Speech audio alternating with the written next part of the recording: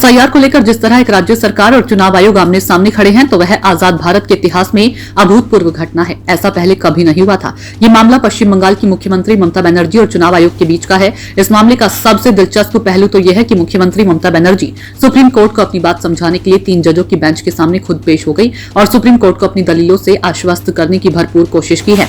ऐसा नहीं है कि उनके पास सुप्रीम कोर्ट में अपनी दलीलें रखने के लिए बड़े वकील नहीं थे। उनके पास कपिल सिब्बल, कल्याण बनर्जी और श्याम दीवान जैसे बड़े और वरिष्ठ वकील थे। तो फिर ममता बनर्जी को मैदान में क्यों उतरना पड़ा? ये राजनीतिक बहस का मुद्दा हो सकता है, लेकिन इसमें कोई शक नहीं कि एक मौजूद मुख्यमंत्री का वकील की हैसियत से शीर्ष अदालत में दलीलें देना अनोखा है। अब सवाल पूछा जा सकता है कि क्या कोई भी व्यक्ति इस तरह से सुप्रीम कोर्ट में अपनी बात रख सकता है?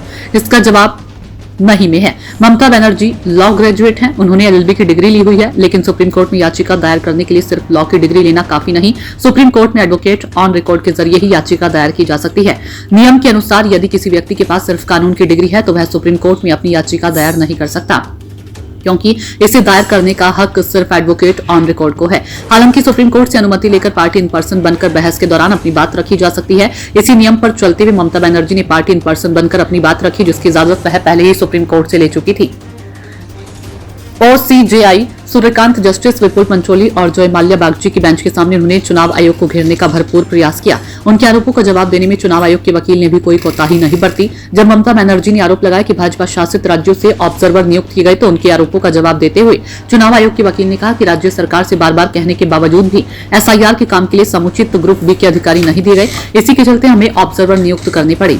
चुनाव आयोग ने एसआईआर के दौरान राज्य सरकार के असहयोग को रेखांकित करते हुए कहा कि अन्य राज्यों में एसआईआर किरण बिना किसी बड़ी घटना या रुकावट के पूरी हो गई, लेकिन पश्चिम बंगाल में स्थिति अलग है। वहां चुनाव अधिकारियों के खिलाफ हिंसा हो रही है, उन्हें धमकियां मिल रही है। ऐसे हालात बन गए जिसमें चुनाव अधिकारी काम करने में असमर्थ हैं।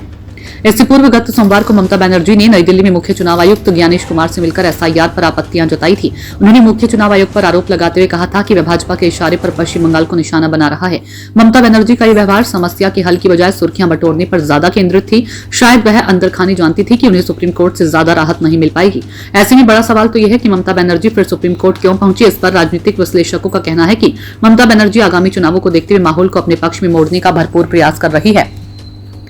उन्हें सुप्रीम कोर्ट में केस जीतने या चुनाव आयोग के हारने की उम्मीद शायद ही रही होगी। दरअसल ममता बनर्जी अपने राज्यों के मतदाताओं को यह संदेश देना चाहती हैं कि उनका नाम वोटर लिस्ट में बनाए रखने के लिए वह केंद्र सरकार से लोहा ले रही हैं। इसलिए मतदाताओं को उनके पक्ष में खड़े होना चाहिए। राज्य में आगे बढ़ती भाजपा के खिलाफ मतदाताओं को लामबंद करने का उनके पास शायद और कोई बेहतर तरीका नहीं है।